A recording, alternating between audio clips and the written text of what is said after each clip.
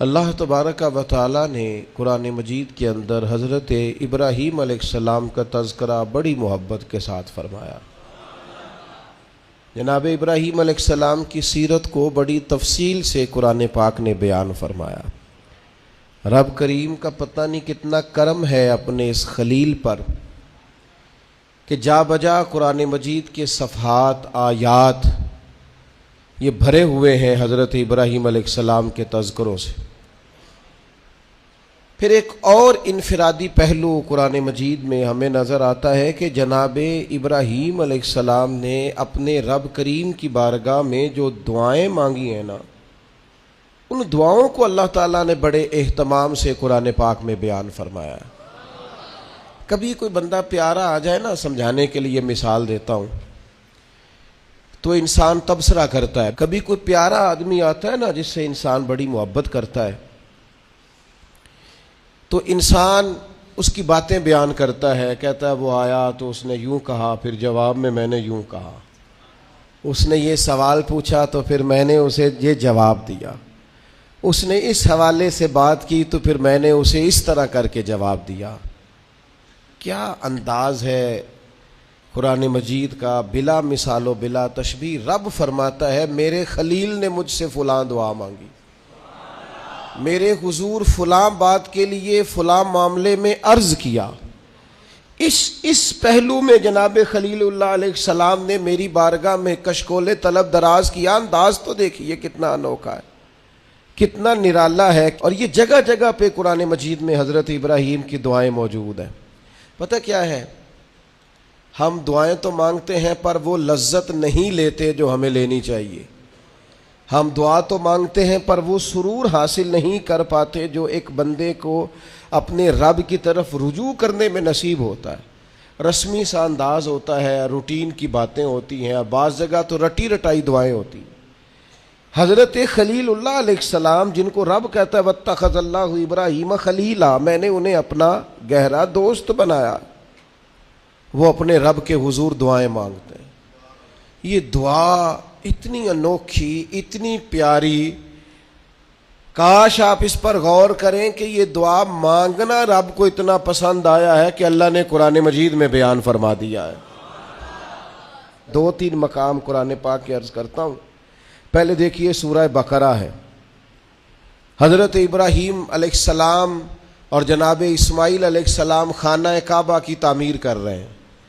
حضرت اسماعیل اینٹیں اٹھا کے لاتے ہیں اور جناب ابراہیم علیہ السلام دیواروں پہ لگا کے دیواروں کو بلند کرتے ہیں۔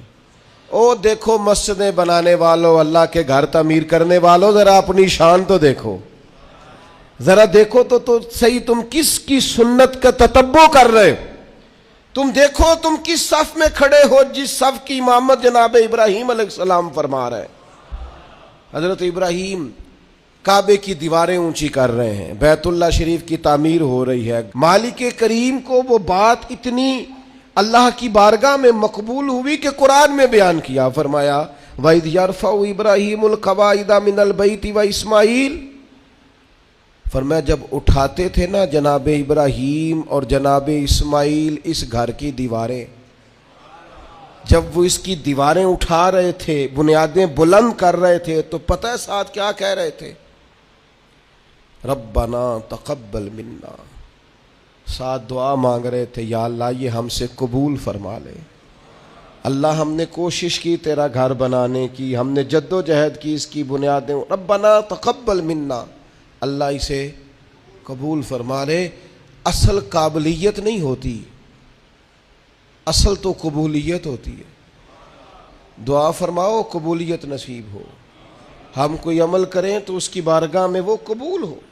دعا مانگ ربنا تقبل منا، اے اللہ ہم سے قبول فرما، اس لیے کہ انک انت السمیع العلیم، تو سننے والا بھی ہے اور جاننے والا بھی ہے۔ اور پھر اس کے ساتھ اور دعا مانگتے ہیں، پیغمبر ہیں، خلیل اللہ ہیں، اللہ تبارک و تعالیٰ کے برگزیدہ ہیں، ان کی عبادتیں، ریاضتیں، ان کی جد و جہد، ان کی تبلیغ، ان کی کوششیں اللہ کو پسند ہیں، اور وہ اس مقام پر فائز ہے کہ رب کریم نے انہیں اپنا خلیل بنا لیا ہے. پھر بھی کہتے ہیں ربنا وجعلنا مسلمین لک، اے ہمارے رب ہمیں اپنی بارگاہ کا فرما بردار رکھنا، ہمیں گردن جھکانے والا بنانا، ہم تیرے حضور جھکے رہیں. وَمِن ذُرِّيَّتِنَا أُمَّةً مُسْلِمَةً لَكَ، اور ہماری اولاد میں بھی ایک امت کو اپنی فرما بردار رکھنا، آنے والی نسلیں بھی تیری فرما بردار رہیں. دعا کیوں نہیں مانگتی امت یہ کہ یا اللہ ہماری اولادیں بھی تیری فرما بردار؟ ہر وقت ان کے لیے رزق ہی مانگتے ہو، صحت ہی مانگتے ہو، اچھا کاروبار ہی مانگتے ہو. یہ دیکھو جناب ابراہیم کیا مانگ رہے ہیں، کہتے یا اللہ ہماری اولادوں کو اپنا فرما بردار رکھنا، یہ تیرے نافرمان نہ ہو. اتنا مقام ہے، مرتبہ ہے، پھر بھی کہتے ہیں وَأَرِنَا مَنَاسِكَنَا، یا اللہ ہمیں اپنی عبادت کے طریقے سکھا، یا اللہ ہمیں سکھا کس طریقے سے تیری عبادت کریں تو راضی ہوتا ہے. آج نا سب سے مشکل کام سیکھنا ہے. آپ کسی کو سکھا نہیں سکتے، سارے سیکھے ہوئے ہیں اللہ ماشاءاللہ. جس سے پوچھیں گے وہ کہتے ہیں اوہو تعلیم یافتہ ہوں، پڑھا لکھا ہوں، سند یافتہ ہوں، تجربہ کار بھی ہوں، اتنے سال ہو گئے فلاں کام کرتے ہو. آپ یہ دیکھیں سیکھنا کتنا اہم ہے. وَأَرِنَا مَنَاسِكَنَا، تو ہمیں سکھا ہم کس طرح تیری عبادت کریں. وَتُبْ عَلَيْنَا، اور اپنی رحمت سے ہمارے اوپر رجوع بھی فرما، کرم فرما مالک، ہم پر رجوع فرما. اتنے بڑے ہیں حضرت ابراہیم خلیل، پر دعا مانگ رہے ہیں یا اللہ ہمیں فرما بردار بنا، اپنی عبادت کے طریقے سکھا. تو وہ جو لوگ جنہوں نے طے کر لیا ہے کہ بس ہم سب کچھ سیکھ چکے ہیں، ہم تو فارغ التحصیل ہیں، ہم تو بڑے قابل ہو گئے، اوہو ہم سے سیانا بھی کوئی دوسرا ہوگا، وہ ذرا اس سے سیکھے نا. یہ حضرت خلیل علیہ السلام کیا ارشاد فرما رہے ہیں. پھر آگے فرمایا انک انت التواب الرحیم، بے شک تو بہت توبہ قبول کرنے والا اور بہت رحمت کرنے والا. پھر فرمایا ربنا وابعث فیہم رسولا، اے اللہ بھیج دے ہم میں سے اپنا عظمت والا رسول. یا اللہ نبی کریم صلی اللہ علیہ وسلم جو تیرے آخری رسول ہیں انہیں بھی انہی میں سے بھیجنا، یعنی میری اولاد میں سے کرنا آخری نبی کو. خود رسول کریم نے فرمایا ہے، حضور فرماتے ہیں میں اپنی ماں کا وہ خواب ہوں جو میری پیدائش کے وقت انہوں نے دیکھا تھا اور شام کے محلات روشن ہو گئے تھے. حضور فرمانے لگے میں جناب عیسیٰ کی بشارت ہوں اور میں جناب ابراہیم کی دعا ہوں. میں دعا ہوں، جناب ابراہیم کی دعا بن کے آیا ہوں حضرت خلیل اللہ. میں وہ ہوں جن کے لیے جناب خلیل نے دعا کی ربنا وابعث فیہم رسولا. ہمارے استاد فرمایا کرتے تھے کعبہ بنا کے جناب ابراہیم کا یہ دعا کرنا معنی کیا ہے؟ مالک میں نے بنا دیا ہے، اسے آباد کرنے والا رسول بھی عطا فرما. تڑپے گی محبوب کی امت بیت اللہ دیکھنے کو، دعائیں مانگے گی، یوں گھومے گی بیت اللہ کے گرد جس طرح پروانہ شمع کے گرد گھومتا ہے. نظریں دیکھ دیکھ کے بیت اللہ کو ٹھنڈی ہوں. ربنا وابعث فیہم رسولا، اے اللہ ان میں وہ رسول بھیج دے. وہ محبوب آئیں تو کیا کریں؟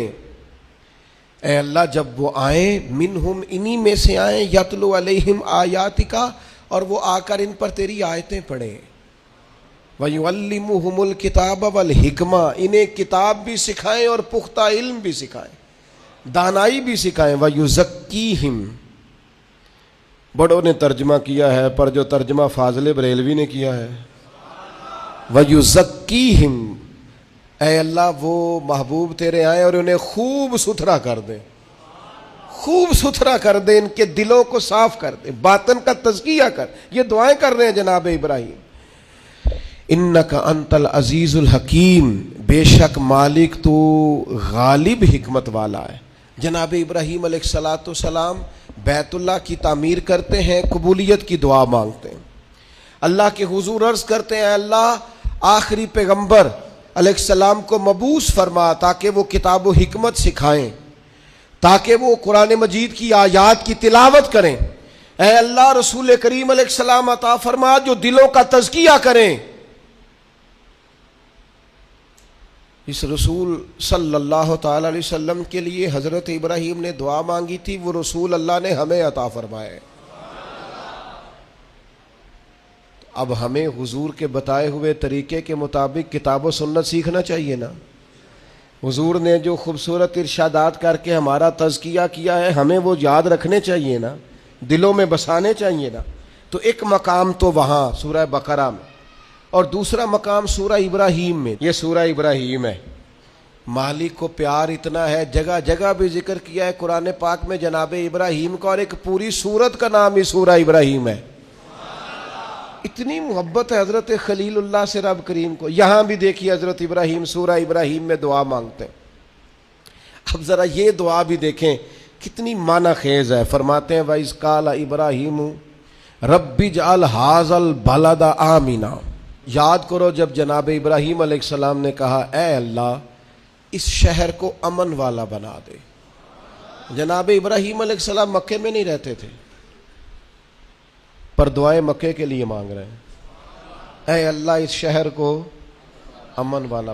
پوری دنیا کے مسلمانوں کو دعا کرنی چاہیے کہ اللہ مکے مدینے میں ہمیشہ امن ہی رہے، اللہ اسے امن والا بنا دے۔ ایک بات آپ کو عرض کروں، جس ملک میں امن نہیں ہوتا وہاں کچھ بھی نہیں ہوتا۔ جب تک امن نہ ہو نہ تجارتوں کا مزہ ہے نہ عبادتوں کا مزہ ہے۔ کام کاج بھی تبھی ہوتا ہے جب امن ہو، عبادت ریاضت تبلیغ تعلیم تبھی ہوتی ہے جب امن ہو۔ یہ دیکھیے اللہ کے پیغمبر حضرت خلیل علیہ السلام قیام امن کی ضرورت کے بارے میں کس طرح بیان فرماتے ہیں، کہتے ہیں اے اللہ اس شہر کو امن والا بنا دے۔ جب تک امن نہیں ہوگا، جب تک اطمینان نہیں ہوگا، ٹھہراؤ نہیں ہوگا، سکون نہیں ہوگا، زندگی کیسے آگے بڑھے گی؟ اس لیے پوری دنیا کے مسلمانوں کو مل کے کوشش کرنی چاہیے کہ ہر مسلمان ملک کے اندر امن رہے۔ ہمیں کوشش کرنی چاہیے ہمارے شہروں میں علاقوں میں امن رہے۔ ڈھیر سارے لوگ ہیں جن کو امن پسند نہیں ہوتا، بدامنی پیدا کرتے ہیں۔ آپ اپنے ارد گرد دیکھ لیں، یہ غیبتیں کرنے والے، چغلیاں کرنے والے، ایک دوسرے کے بارے میں سازشیں کرنے والے، شرارتیں کرنے والے، یہ سارے بدامنی پھیلانا چاہتے ہیں۔ اور جناب ابراہیم کیا کہتے ہیں وَإِذْ قَالَ إِبْرَاهِيمُ رَبِّ اجْعَلْ هَٰذَا الْبَلَدَ آمِنًا۔ حضرت ابراہیم علیہ السلام نے عرض کیا اللہ اس شہر کو امن والا بنا دے، وَاجْنُبْنِي وَبَنِيَّ أَن نَّعْبُدَ الْأَصْنَامَ، اللہ مجھے اور میرے بیٹوں کو بتوں کے پوجنے سے بچا لے۔ دنیا میں وہ بندہ بچ گیا جس کا عقیدہ محفوظ ہو گیا۔ سب سے زیادہ قیمتی خزانہ اس بندے کے پاس ہے جس کی اولاد کے عقیدے ٹھیک ہے، جو اسلام پر پختہ ہے۔ آج ملحد آگے ہیں، ملحد بے دین، جو ذہنوں میں سوال چھوڑتے ہیں معاذ اللہ، ہماری نئی نسل کو گمراہ کرنا چاہتے ہیں، دین سے دور کرنا چاہتے ہیں۔ اپنے بچوں کے قریب بیٹھا کرو، ان کی باتیں سنا کرو، ان کی سوچیں دیکھا کرو۔ تھوڑے دن پہلے ایک بچہ مجھے پوسٹ دکھانے لگا، کہنے لگا یہ دیکھیں ایک بندے نے پوسٹ کی ہے، کروڑوں اربوں روپیہ تم جانوروں کو قربان کرنے پہ لگا دیتے ہو، یہ غریبوں کو دے دو، لوگوں کے گھر بن جائیں، بچیوں کی شادیاں ہو جائیں۔ پتہ نہیں لوگوں کو ہر دینی کام پہ غریب کیوں یاد آتے ہیں، یاد آ جاتے ہیں۔ میں نے انہیں کہا میں دیہاتی آدمی ہوں، ہمارے ڈیرے کے ساتھ ایک ڈیرا ہوتا تھا، چاچا جی بشیر صاحب نے نا ہر سال وہ بیل پالتے تھے بیچنے کے لیے، غریب آدمی تھے، اور کہا کرتا تھا اس دفعہ میرے جانور بڑے اچھے ہیں، یہ صحیح بک گئے تو 2 بیٹیوں کی شادی کروں گا۔ پال کر بیچنے والے بھی غریب کم ہیں، جو کاروبار کرتے ہیں بڑے فارم بناتے ہیں، پال کر بیچنے والے بھی غریب، اور جو کسائی ذبح کرتے ہیں وہ کون ہوتے ہیں؟ او میرا سارے انو بڑا گوشت باندھے کہندے ڈاکٹر ڈکیا ہے، وہ تو کھائیں گے مرغی یا بکرا، اے جنے ویڑے پل دے جے ماڑے ہی کھانے نے۔ اس لیے یہ جو روغن خیال ہے نا، کہتے ہیں قربانی نہ کرو غریبوں کو دے دو، ان کو فکر نہ کرو، یہ غریبہ ہی کھانی ہے ساری۔ امیرہ نو تے بند دے سارے انو، جس سے پوچھو کہندے میں نو ڈاکٹر نے بند کیتا ہے، تو بھئی غریبوں کا کھلا ہے اللہ کے فضل سے، وہ انشاءاللہ کھائیں گے، بلکہ ان کے لیے صحیح کر کے کھلتا ہی بڑی عید والے دن ہے، تو آپ ان کا بھی بند کرنا چاہتے ہیں۔ اس لیے حضرت ابراہیم کی یہ دعا کہ یا اللہ بتوں سے ہمیں بچا، ہماری اولادوں کو بچا، وہ تو بچے ہوئے تھے. یہ دعا ہی ہماری تعلیم کے لیے. بچوں کی نگرانی کرو، ان کا خیال رکھو، یہ کسی بے دین بدعقیدہ کے پاس نہ جائیں. ان کی زبانوں پہ جب بھی نام آئے یا خدا کا ذکر کریں یا مدینے والے پہ درود و سلام پڑھیں. یہ کبھی جناب ابو بکر کی بات کریں، یہ کبھی عمر کی بات کریں، یہ کبھی سیدنا عثمان کی کریں، یہ کبھی مولا علی کی کریں. یہ بار بار کہیں کیا بات رضا اس شمنستان کرم کی، زہرا ہے کلی جس میں حسن اور حسین پھول. بار بار بات کریں حضور کی اولاد. تو عزیز بھائی، حضرت ابراہیم نے دعا مانگی، یا اللہ مجھے بھی اور میری اولاد کو بھی بتوں سے بچا، برے لوگوں سے بچا، گندے عقیدے والوں سے بچا. پھر فرمایا ربی انہن اضللن کثیرا من الناس.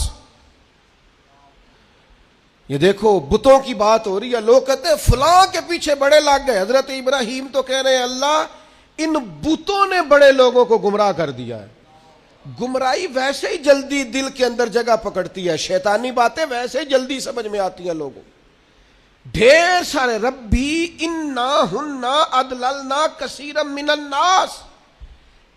اے اللہ ان بتوں نے ایک بہت بڑی جماعت کو گمراہ کر دیا. تو جو بولتے نہیں تھے باطل، جو باطل بولتے نہیں تھے انہوں نے بڑے گمراہ کیے، تو جو بولنے والے ہیں وہ دیکھیں کتنوں کو گمراہ کریں گے. اس لیے حضرت اقبال بولے، کہنے لگے یہ دور بھی اپنے ابراہیم کی تلاش میں ہے، یہ دور اپنے ابراہیم کی تلاش میں ہے. صنم کدا ہے جہاں لا الہ الا اللہ. اور فرماتے ہیں بہار ہو کہ خزاں لا الہ الا اللہ. اگرچہ بت ہیں جماعت کی آستینوں میں، پر مجھے ہے حکم ازاں لا الہ الا اللہ. ہم یہ گواہی دیتے رہیں گے اللہ کی توحید. کثیر لوگوں کو انہوں نے گمراہ کر دیا.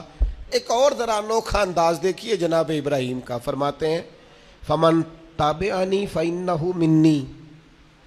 یا اللہ جو میری پیروی کرے وہ تو میرا ہے.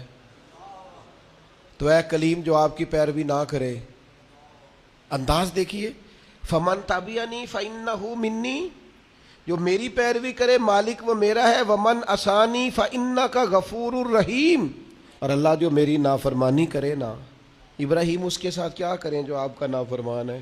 فرمایا فانک غفور الرحیم، بے شک تو بڑا بخشنے والا، معاف کرنے والا ہے. جو فرما برداری کرے وہ تو میرا ہے، اور مالک جو نافرمانی کرے تو بڑا مہربان ہے، تو معاف کرنے والا ہے. یہاں ہم کہتے ہیں جو نافرمانی کرے، جو ہمارا نافرمان ہو وہ کسی کام کا نہیں، مارو سزا دو. فرمایا جو میرا نافرمان، مالک تو غفور الرحیم ہے، تو مہربانی کرنے والا ہے. آپ یقین کریں مر جانے کو جی چاہتا ہے. جناب ابراہیم کی دعائیں، فَمَا رَبَّنَا إِنِّي أَسْكَنْتُ مِنْ ذُرِّيَّتِي بِوَادٍ غَيْرِ ذِي زَرْعٍ عِنْدَ بَيْتِكَ الْمُحَرَّمِ. اے اللہ میں نے اپنی کچھ اولاد کو نا ایک ایسی وادی میں ٹھہرایا ہے جہاں کھیتی نہیں ہوتی، جو سرسبز و آباد نہیں، بنجر زمین ہے، وہاں میں نے ٹھہرایا ہے. پر عند بیتک المحرم، ٹھہرایا ہے تیرے حرمت والے گھر کے پاس. حضرت ابراہیم علیہ السلام کو حکم ہو گیا کہ بیٹے کو اور بیوی کو بیت اللہ چھوڑ آؤ. اولاد بزدل کر دیتی ہے بھائی. چند سالوں کے لیے پردیس لوگ جاتے ہیں تو روتے ہوئے جاتے ہیں. غیر معینہ مدت کے لیے جناب ابراہیم اپنے لخت جگر کو، اور بیٹا بھی عام نہیں، حضرت اسماعیل علیہ السلام اتنے سونے تھے کہ ان جیسا خوبصورت کوئی نہیں. جناب ہاجرہ کو اور بیٹے کو تھوڑی سی کھجوریں دے کے، مشکیزہ پانی کا دے کے بیت اللہ کے پاس بِوَادٍ غَيْرِ ذِي زَرْعٍ، قرآن کہتا ہے ایسی وادی جہاں کھیتی نہیں ہوتی، بنجر جگہ، چھوڑا جناب ابراہیم نے.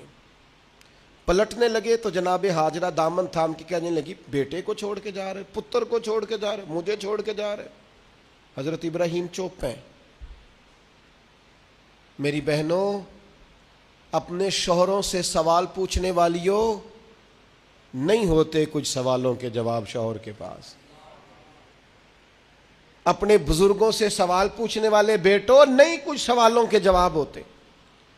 روز اپنے بڑوں کو کٹہرے میں کھڑے کرنے والوں کوئی سوالوں کے جواب نہ پوچھا کرو.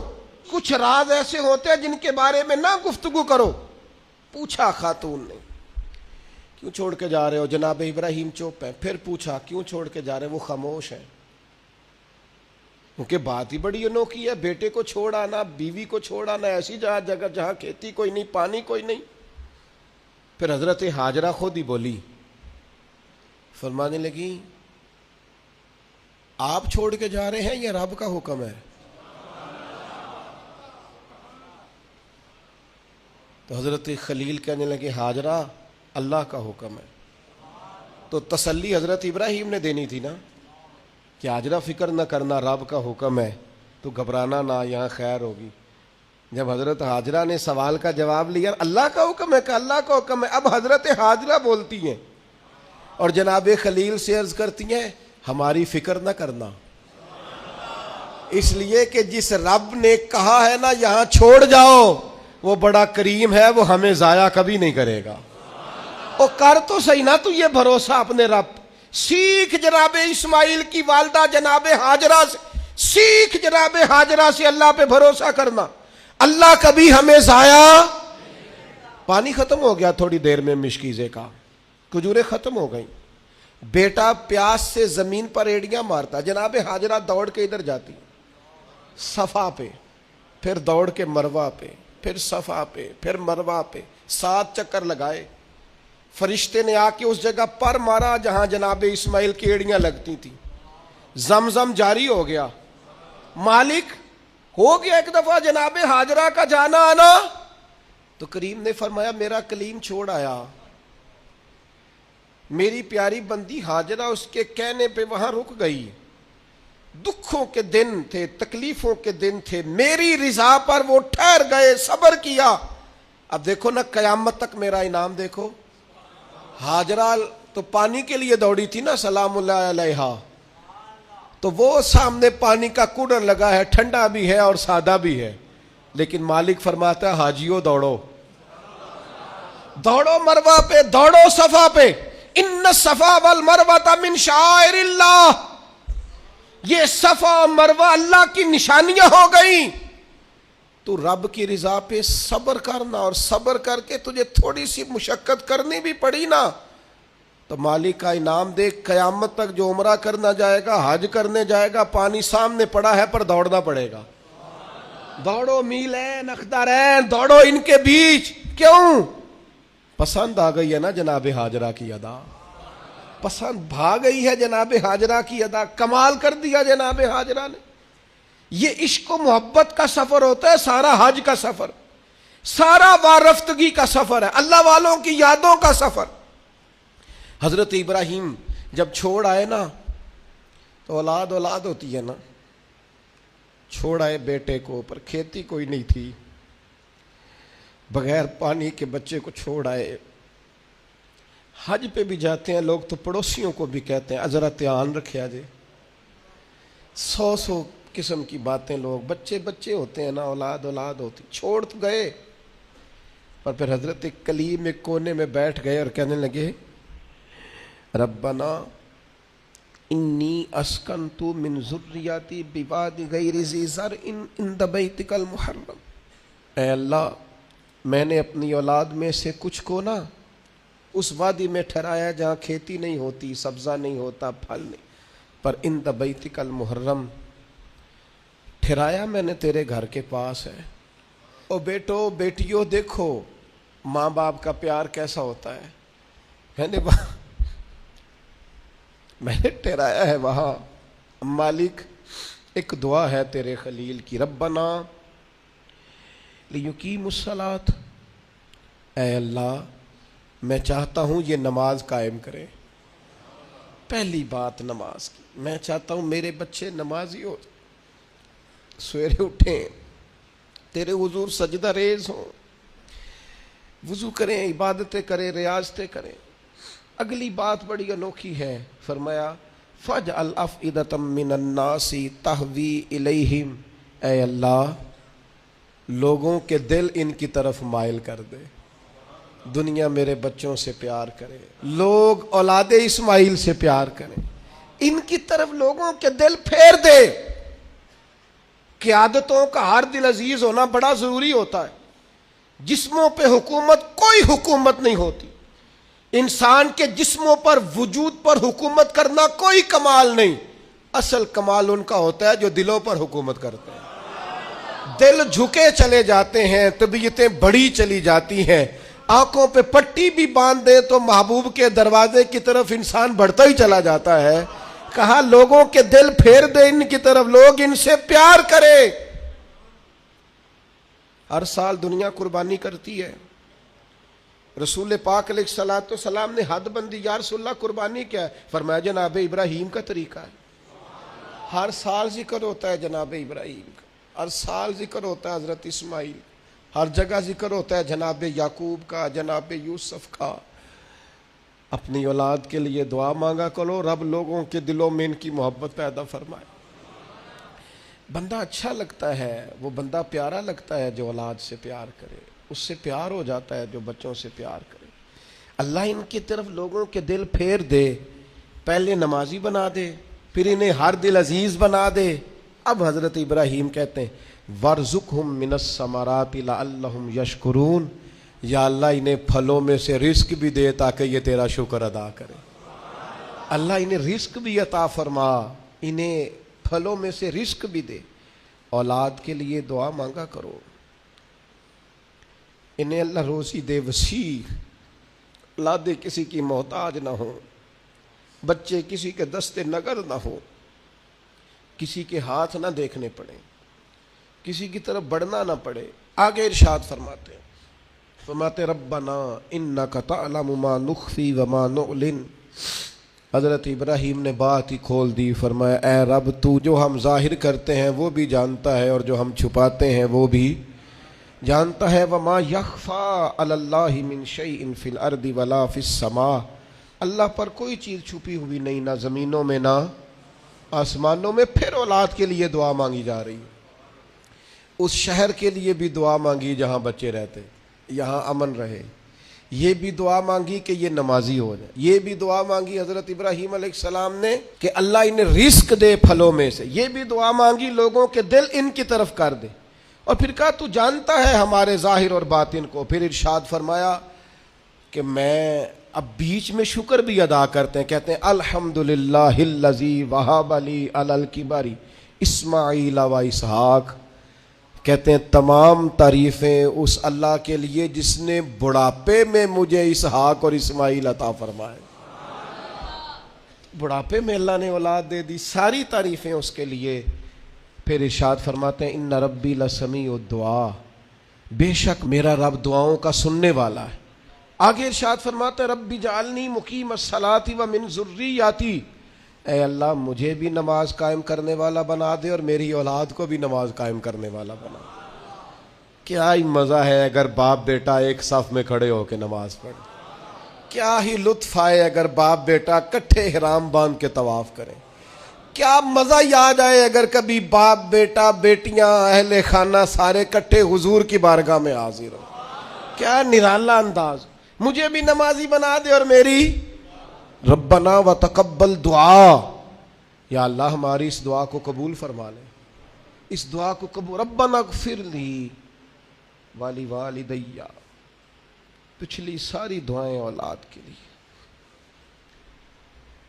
اب کہا ربنا اغفر لی والی والدی, اے اللہ مجھے بھی بخش دے اور میرے والدین کو بھی بخش دے, ان کی بخشش کر دے. وَلِلْمُؤْمِنِينَ يَوْمَ يَقُومُ الْحِسَابِ, اور جس دن تو حساب لے اس دن تمام مومنوں کی بخشش فرما دے. اللہ سب کو بخش دے حساب والے دن. سورۃ شعراء میں آتا ہوں اور یہاں سے 2-3 آیات عرض کر کے اپنی بات سمیٹتا ہوں. اللہ تعالیٰ نے اس صورت میں جناب ابراہیم کی اور دعاؤں کا ذکر فرمایا. فرمایا حضرت ابراہیم نے دعا مانگی ربی حب لی حکمم والحقنی بالصالحین. اے اللہ مجھے علم و عمل عطا فرما اور مجھے نیک لوگوں سے ملاقات کرا. علم و عمل دے اور جو صالحین ہیں ان سے ملا. بڑا خوش نصیب ہوتا ہے وہ شخص جسے علم بھی ملے, عمل بھی ملے اور پھر صالحین کی صحبت بھی ملے.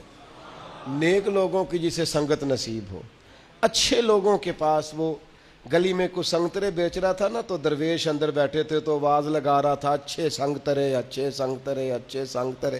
تو بابا جی کو اندر ہی وجد ہو گیا. کسی نے کہا یہ کیا ہوا؟ فرمانے لگے وہ کہہ رہا ہے جنہاں دے سنگ چنگے سانو ترے، اچھے سنگ ترے، جنہاں دے سنگ اچھے سانو ترے. جناب ابراہیم کی دعا دیکھو، فرماتے ربی حبلی حکمم والحقنی بالصالحین، اے اللہ حکم عطا فرما، مانا مفسرین نے کیا علم و عمل عطا فرما، اور اے اللہ مجھے ان سے ملا دے جو صالح لوگ ہیں. یہ دعا مانگتے ہیں. پھر کہتے ہیں اے اللہ جو لوگ میرے بعد آئیں نا ان میں میری سچی ناموری رکھنا. اے اللہ بعد والے پچھلے ہمارا ذکر کریں تو ذرا اچھے لفظوں کے ساتھ کریں، ہمارے بعد ہمارا ذکر ہو تو خیر کے ساتھ ہو. ہماری تعلیم کے لیے جناب ابراہیم دعا کرتے ہیں، فرماتے ہیں کہ پیچھے اس طرح کا چھوڑ کے جانا کہ تمہیں خیر کے ساتھ یاد کیا جائے. یعنی تم کہیں بیٹھو تو لوگ کہیں کیا بات ہے، اور اٹھ کے جائیں تو لوگ کہیں کیا بات ہے. لوگوں کے بیچ ہماری اچھی ناموری ہو. جناب ابراہیم دعا مانگتے ہیں. جناب ابراہیم کہتے ہیں وَجَعَلْنِي مِن وَرَثَةِ جنت النعیم، یا اللہ ان لوگوں میں سے کر دے جو جنت نعیم کے وارث ہیں. ہمارے تعلق بنا پر جنتیوں سے بنا، ہمیں ان سے جوڑ دے جو چنگیاں دے لڑ لگی ساں تے چولی چ پھول پئے. تو ایک دن پیڑیاں نال میں رل گئی تے میرے اگلے بھی ڈول گئے. کہا اے اللہ ان میں سے کر دے جو جنت نعیم کے وارث ہے، اور فرمایا ولا تخزنی یوم یبعثون، یا اللہ اس دن رسوا نہ کرنا جس دن لوگ قبروں سے اٹھائے جائیں گے. اللہ دنیا میں پردہ رکھا ہے تو قیامت میں بھی. میں آپ کو ایک راز کی بات بتاؤں، مومنوں کا پردہ رہ جانا ہے قیامت میں. عقیدہ ٹھیک رکھیں، اللہ سے ڈرتے رہیں، توبہ کرتے رہیں، گناہوں سے بچنے کی کوشش کرتے رہیں، لیکن پردہ انشاءاللہ. اور بھی بڑی جگہوں پہ حدیث ہے، پر قاضی ثناء اللہ صاحب پانی پتی رحمۃ اللہ علیہ نے جو لکھی ہے انوکھی لکھی ہے. کہتے ہیں حضرت عبداللہ ابن عمر کو لوگوں نے کھڑا کر کے پوچھا تھا وہ آپ کے کان میں حضور نے کیا بتایا تھا، کان میں نبی کریم علیہ السلام نے کیا بات کی تھی؟ تو جناب عبداللہ ابن عمر فرمانے لگے نبی کریم علیہ السلام نے مجھ سے فرمایا تھا اللہ قیامت کے دن بندے کو اپنے قریب کر کے پوچھے گا وہ فلاں فلاں فلاں فلاں گناہ کیا تھا. تو بندہ کہے گا مالک ہو گیا، اور بندہ ڈر رہا ہوگا مالک ہو گیا. تو اللہ فرمائے گا دنیا میں نے تیرا پردہ رکھا تھا، آج تجھے معاف کر رہا ہوں. پردہ رکھا تھا، معاف کر رہا ہوں. حضرت ابراہیم کہتے ہیں یا اللہ جب قبروں سے اٹھائے جائیں تو رسوا نہ کرنا. امید ہے، کرم کی امید ہے، اس کی رحمت پر امید ہے. یوم نحشر المتقین الی الرحمن وفدا، اللہ کہتا ہے جب متقی قبروں سے اٹھائے جائیں گے تو رحمان کی بارگاہ میں مہمان بنا کر پیش کیے جائیں گے. امید ہے کرم ہی ہوگا. گناہگار تو بڑے ہیں پر امید ہے رحمت پر، اور کبھی امید ہے رحمت پر کہ جس نے یہاں عزت دی ہے وہاں بھی کرم ہی فرمائے گا، فضل ہی فرمائے گا. ایک بات آپ کی خدمت میں عرض کرنی ہے، آپ نے اس کو ضرور ذہن میں رکھنا ہے. ترمذی میں حدیث ہے، نبی پاک علیہ السلام نے فرمایا یہ جو ذی الحج کے پہلے 10 دن ہے نا، جتنی اللہ تعالیٰ ان 10 دنوں میں عبادت پسند کرتا ہے کسی اور دن میں نہیں کرتا. لیکن نا کچھ لوگ حج پہ چلے گئے، سعادت مل گئی، جن کے نصیب چمکے، اور جو یہاں بھی ہیں انہیں بھی لگایا ہوا ہے قربانیاں خریدو، قربانیاں کرو، اللہ کی راہ میں بانٹو. یہ عبادت کے دن ہیں. کوشش کریں زیادہ سے زیادہ وقت استغفار میں گزرے. اور ایک حدیث میں نبی پاک نے وظیفہ بھی بتایا، فرمایا ایک تو پڑھو لا الہ الا اللہ، اللہ اکبر اور الحمدللہ. ان 10 دنوں میں یہ وظیفہ کثرت سے پڑھیں. یہ بڑی قبولیت والے دن ہیں، بڑے رحمت والے دن ہیں، بڑی عطاؤں والے دن ہیں. پوچھنا نہیں کسی بندے سے بھی کہ قربانی لی ہے کہ نہیں، کسی سے نہیں پوچھنا. کسی سے سوال نہیں کرنا کہ قربانی کا اس دفعہ کیا پروگرام ہے، قطعاً نہیں. سفید پوش آدمی کے لیے مسئلہ بن جاتا ہے وضاحت دینا. جب اللہ تعالیٰ نے سب پر فرض نہیں کی تو ہم کیوں تفتیش کرتے پھریں؟ ایک تو سوال نہیں کرنا، دوسرا خود سے دیکھ لیں کس نے خرید لیا ہے کس نے نہیں خریدی. جنہوں نے نہیں خریدی ان کی لسٹیں بنائیں. لائنیں لگا کے گوشت نہیں بانٹنا، کوشش کرنی ہے دروازے تک دے کے آئیں. کریم کا کرم ہم تک پہنچائے تو دروازے تک پہنچائے. اس نے ہمیں دیتے وقت معاذ اللہ کسی قسم کی رسوائی سے آشکار نہیں ہونے دیا، تو ہم نے بھی بانٹتے وقت کسی کو رسوا نہیں کرنا، پریشان ہے، خوبصورتی سے بانٹنا ہے. کوشش کرنی ہے جہاں غربت زیادہ ہے وہاں ذرا زیادہ چلا جائے. لوگوں کو تقسیم کرنا ہے، اسباب بنانے، اور کسی کے آنے پر بھی چہرے پر شکن نہیں لانی کہ تو پھر آ گیا، پہلے بھی تو آیا تھا نا. وہ ہمیں دیتا ہے تو رحمت سے دیتا ہے، تو ہم نے بھی اس کی مخلوق میں بانٹنا ہے تو ذرا مسکرا کے بانٹنا ہے. زیادہ الجھاؤ کا شکار نہیں ہونا. اللہ تعالیٰ سب